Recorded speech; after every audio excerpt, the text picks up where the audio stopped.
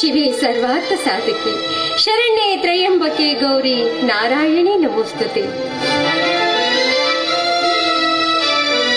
ದೇವರನ್ನ ನಂಬಿ ಕೆಟ್ಟವರಿಲ್ಲ ಎಂಬುದು ಸತ್ಯ ತಾಯಿ.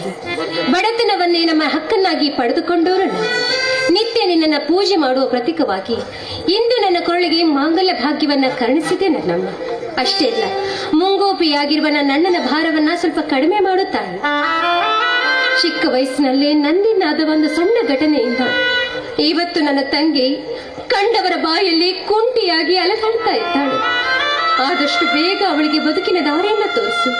ಅಷ್ಟೇ ಅಲ್ಲಮ್ಮ, ಈ ನನ್ನ ತುಂಬಿದ ಸಂಸಾರದಲ್ಲಿ ಯಾರ ವಕ್ರ ದೃಷ್ಟಿನೂ ಬೀಳದ ಹಾಗೆ ಕಾಪಾಡುವ ಭಾರ ನಿನ್ನನ್ನೇ ಕೂಡಿದೆ ತಾಯಿ.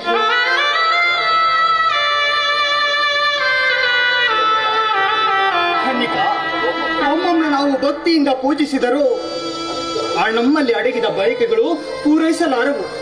ಅಣ್ಣ, ಪ್ರಸಾದದ ಸಮಯದಲ್ಲಿ ವಿಷಾದವಾದ ಮಾತು ಬೇಡಣ್ಣ. ಅವತ್ತು ಹಸುವಿನಿಂದ ಕೈ ಕಟ್ಟಿಕೊಳ್ತಾಗ ಆ ದೇವರು ಸುಮ್ಮನೆ ಇದ್ರು, ನೀನು ಸುಮ್ಮನೆ ಇರ್ಲಿಲ್ಲ. ಬಡತನದ ಪಾಠ ನನಗೆ ಅನುಭವ ನೀಡಿದೆ ಅಣ್ಣ. ಬದುಕಿಗಿಂತ ಬಡತನ ದೊಡ್ಡದಲ್ಲ, ಶ್ರೀಮಂತಿಕೆಗಿಂತ ನೆಮ್ಮದಿ ಚಿಕ್ಕದಲ್ಲ. ಶ್ರೀಮಂತರ ಮನೆಯ ಬದುಕೇ ಹಾಗೆ, ಎಲ್ಲವನ್ನು ಮಾಡಿ ಏನೂ ಇಲ್ಲ ಎಂಬಂತೆ ನಟಿಸುವ ಮಾಯಾವಿಯ ಮನೆಗಳ ಮಾವು. ಅಣ್ಣ, ಅಕ್ಕನನ್ನು ಮದುವೆಗೆ ಒಪ್ಪಿಸಿದ್ದು ನಾನೇ ಅಣ್ಣ. ಸಾಕುವ ಗಂಡ ಸಾಕಿನವ ತನಕ ಬದುಕಿದ್ರೆ ಸಾಕಣ್ಣ. ಬದುಕೋಕೆ ಭಯ ಬೇಡ ಅಣ್ಣ. ಭಯ ಅಲ್ಲ ಹರಿಣಿ, ಆತಂಕ. ಮನೆಯಲ್ಲಿ ಮದುವೆಯಾಗದ ಹೆಣ್ಣು ಮಕ್ಕಳಿದ್ದರೆ ಅದು ಗಿಡದಲ್ಲಿ ಫಲಭರಿತ ಬಣ್ಣ ತುಂಬಿದ ಹಣ್ಣಿನಂತೆ. ನೂರಾರು ಜನ ನೋಡುತ್ತಾರೆ, ಬೇಕೆಂದು ಹಂಬಲಿಸುತ್ತಾರೆ, ಕಲ್ಲು ಹೊಡೆಯುತ್ತಾರೆ, ಕದಿಯಲು ಯತ್ನಿಸುತ್ತಾರೆ. ಹಾಗಂತ ಅದು ಫಲದ ತಪ್ಪಲ್ಲ, ಫಲ ಕೊಡಲೆಂದೇ ಬೆಳೆಸಿದವರು ನಾವು.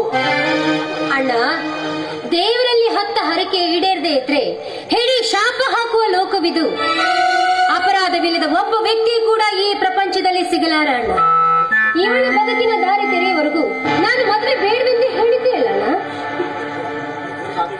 ಸಾಕಮ್ಮ ಸಾಕು, ನನಗೂ ವಯಸ್ಸಿದ್ದರೂ ಆಯುಷ್ಯ ಕಡಿಮೆಯಾಗುತ್ತಿದೆ.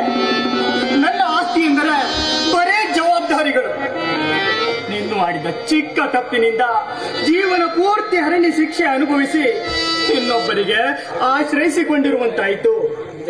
ಇದರಿಂದ ನನ್ನ ಬದುಕಿನ ಚಿತ್ರಗಳೆಲ್ಲವೂ ಚಿಂದಿಯಾಗಿ ಹೋದವು.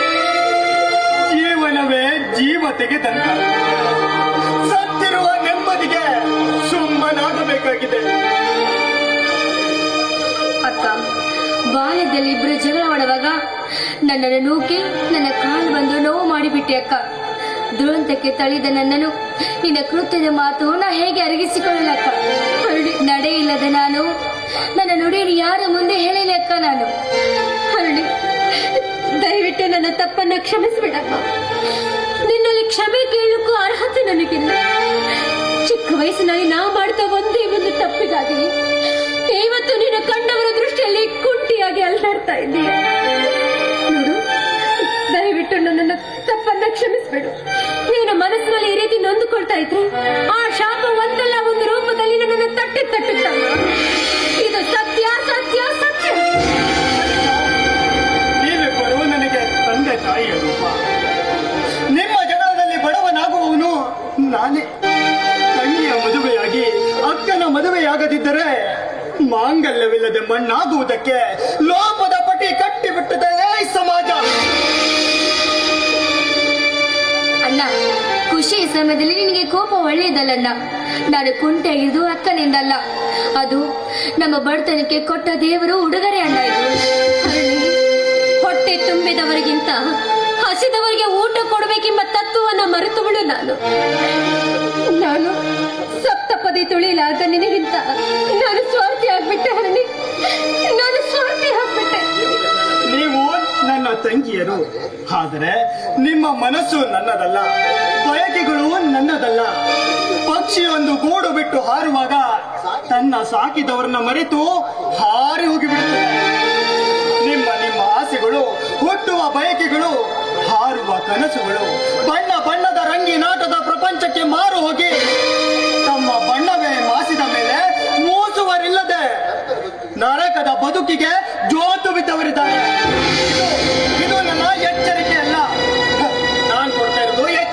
ಮಾತಂದ್ರೆ ಈ ಸಮಾಜದಲ್ಲಿ ಏನೆಲ್ಲ ಆಗಬಹುದು. ಅಕ್ಕ, ನಿನ್ನ ಕೊಳ್ಳಿಗೆ ಮಾಂಗಲ್ಯ ಬೀಳುವವರೆಗೂ ನಾನು ಕೊಳ್ಳನ್ನು ಒಡ್ಡುವುದಿಲ್ಲ ಅಂತ ನೀನು ಹೇಳಿದ ಮಾತು ನೆನಪಿದೆ ತಾನೆ? ಹುಡುಗ ತಾನಾಗಿ ನೀನು ಬಯಸಿ ಬಂದಿರುವಾಗ ಅವರನ್ನು ದೂಡುದು ಸರಿಯಲ್ಲ ಅಕ್ಕ. ದೂಡಿದರೆ ಈ ಸಮಾಜ ನಮ್ಮ ಬಡತನ ಅನಿಗಿಸುತ್ತದೆ ಅಕ್ಕ. ಕನಿಕ, ಈ ಭಗತ್ನಿಗೆ ಹರಣಿ ಭಾರವಲ್ಲ. ವಾಸ್ತವದ ಅಣ್ಣನಾಗಿ ತಂಗಿಗೆ ಏನೆಲ್ಲ ಮಾಡಬಹುದು, ಅದಕ್ಕೆ ಯಾವ ತ್ಯಾಗ ಬಲಿದಾನವಾದರೂ ಸರಿ ಮಾಡಿಯೇ ತೀರುತ್ತೇನೆ. ಬಳಿಗೊಂದು ನೆಲೆ ಸಿಕ್ಕಾಗಲೇ ಈ ಅಣ್ಣನಿಗೊಂದು ಬೆಲೆ. ನಿನ್ನ ಯಾವ ನಿರ್ಧಾರಕ್ಕೂ ಜೀವನ ಭಕ್ತಿ ಆಧಾರವಾಗಿ ಇರ್ತೀನಣ್ಣ. ನೀನು ಹೇಳ್ದ ಹಾಗೆ ಕೇಳ್ತೀನಿ. ಆಯ್ತು ಅಣ್ಣ, ಸಂತೋಷ ಸಮಯದಲ್ಲಿ ಮನಸ್ತಾಪದ ಮಾತೇ ಕಣ್ಣ. ಖುಷಿಯೊಂದಿಗೆ ಆ ಮಾತನ್ನು ಗುಟ್ಟಾಗಿರೋಣ.